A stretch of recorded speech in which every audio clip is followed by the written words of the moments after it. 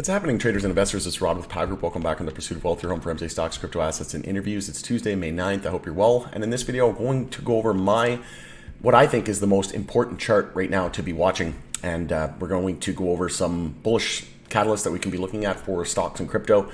But like I said, there's one chart in particular that's standing out as very, very significant to be paying attention to. Before we get to it though, make sure to smash like, help support me in the channel. It doesn't cost you anything. If you're new, you can subscribe, take the bell, you'll be notified on any future videos or when I go live. As you might have guessed, it's the dollar index, or DXY. That is the chart that I've been paying the most attention to. And like I said, the most important chart, in my opinion, that we need to be watching here over the next few weeks and several months. But we'll bring up the DXY chart here. And first thing I'll start off by saying is that we have yet to confirm a monthly downtrend. We're very close to doing so. And that is going to be the first time in 28 months. So 850 days, we are getting dangerously close to confirming this downtrend, right? Which would be very bearish for the US dollar index, which is basically comparing the strength of the US dollar compared to a basket of other currencies, about 6 other currencies. And one thing that I want to mention is that, the dollar, the inverse correlation that it has to stocks and crypto, right? So when the dollar is going up and when DXY is going up, usually that is bad for stocks and crypto. And when the dollar DXY is going down, that's good for risk assets and crypto, right? So stocks and crypto. So this is a positive thing that we can look at in terms of, risk on assets. So this is something that I'm paying attention to. We just came off monthly overbought as well. And we were in a very, very strong uptrend here on the monthly time frame. And then we hadn't consolidated on the monthly time frame. It had been in 273 days, so in 9 months. And then once we lost the low here back in October, in November, that started monthly consolidation. And from there, the dollar dropped almost 9%, so over 8%. So like I said, this is going to be the first time in, like I said, I think it was 28 months. So if we go from the low here to currently at 28 months, so 850 days, that is significant, right? So if we take a look at the current chart here, we've got the high, low, lower high, and a potential lower low. So what gives us a downtrend? A high, low, lower high, and a lower low. What gives us an uptrend? A low, a high, a higher low, and a higher high. So in this instance, we're very close to confirming a monthly downtrend, and anything under 106.46 here on this bounce is a monthly bear flag as well. So this is looking really good for stocks and crypto. So we have with the high, the low, lower high, lower low. Not only are we about to confirm a monthly downtrend, we're about to confirm a monthly bear flag. And if we take the measured move here, you just go from the high to the low, then you move that out to the 0.32 fib. It's saying that we could be targeting about 93 here on the DXY chart, which again would be extremely bullish for stocks and crypto. So this is why I'm saying that this is the most important chart and trend and bear flag to be watching, because of the fact that we have that inverse correlation. And then after that, so key support is going to be 100.78. If we lose that, we're going to confirm the monthly downtrend. We'll confirm the monthly bear flag, and we'll be targeting about 93. Doesn't mean we're going to get there this month or next month. Probably take several months before we get to 93. But we have no support after that, even in terms of price action, until 94.62. So I'm thinking 94.93 is very, very much in the cards. We know that the dollar is being dethroned as the world reserve currency, as many countries are ditching it for the petrodollar, right? We're starting to see many countries accept other currencies instead of the US dollar in form of for petro, right? So this is, like I said, coming off monthly overbought territory as well. The writing was on the wall. We had this strong uptrend as well that we pierced through that trend line.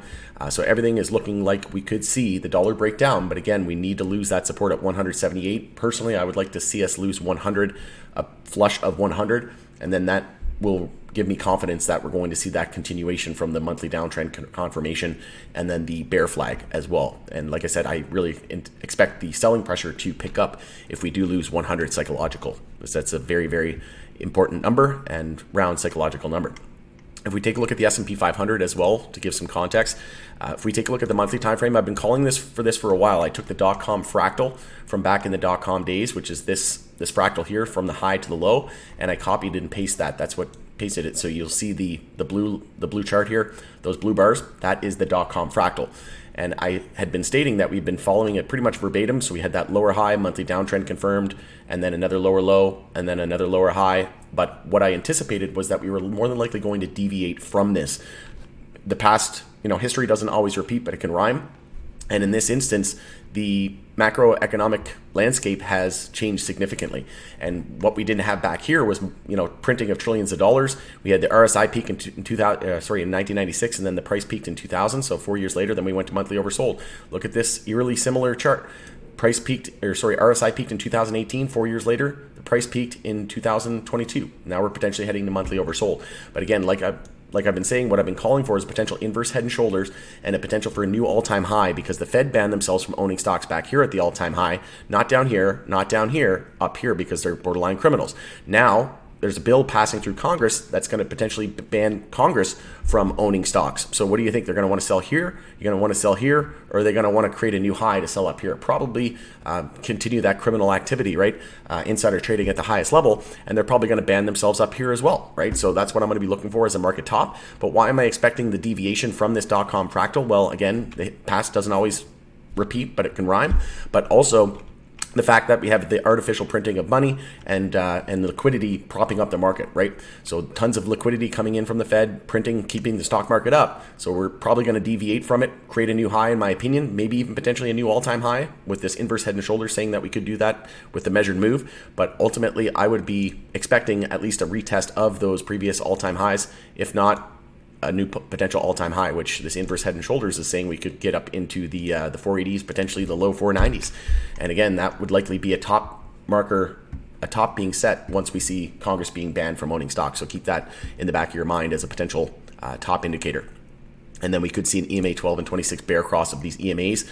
The last time that happened was back here in 2008 financial crisis. Then we had the bull cross, and then it was just a straight uptrend from there, and massive upside, right? So we've seen from there, we went up almost 10x on the S&P 500. So I would expect probably one of the biggest market crashes in history. I think we're going to enter a depression. I think this is going to be a 1929 type crash.